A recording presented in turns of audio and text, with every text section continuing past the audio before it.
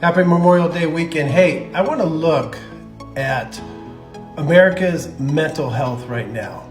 With all this wokeness and tolerance, let's see how mental health is doing. Are we getting better? Are we getting worse? Let's take a look. Let's just take a look at the numbers. So I looked at the stats. You would think with all this tolerance, we'd be flourishing, but we're actually dying. So here, let's look at some numbers. So I got these numbers from the CDC website and did a little research online. So let's just take a look. Let's follow the science. Let's see where we're going. We have historic numbers right now of young men not in church, not in college, not in the workforce, and not in a romantic relationship. Still living at home, still dependent on their parents and the government, fearful, broken, and addicted. Their grip strength right now is half of what their grandmother's grip strength was at the same age. And their testosterone level is half of what their grandfather was. With their testosterone that low and physically feeling that weak, they are 4 times more likely to kill themselves than females right now. Let's take a look at the mental health for the females. Well, they report 14% of them have been sexually assaulted. It's one of the most underreported crimes out there. 60% right now of the female population reports this ongoing sadness and hopelessness feeling that they have.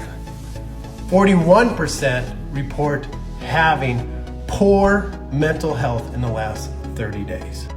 Let's take a quick look at men and women together.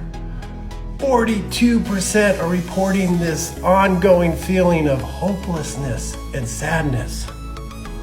In the LGBTQ plus community, it goes up to 70%. Here's one of the most shocking stats that I found. They say right now, men and women living in America, that 18% right now have a suicide plan. In the LGBTQ plus community, it goes all the way up to 30%. Right now, 10% of young men and women have attempted to kill themselves. In the LGBTQ plus community, it goes all the way up to 37%.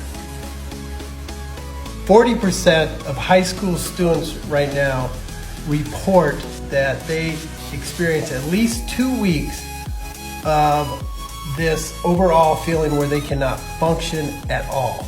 2 weeks where they cannot do anything. I'm here to tell you that God made us.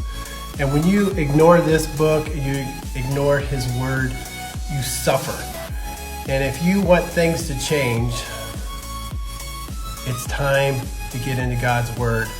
God does not bless people, He blesses His Word. And if you would like a blessing, it's time for you to open that book and get in there and do what the Word says.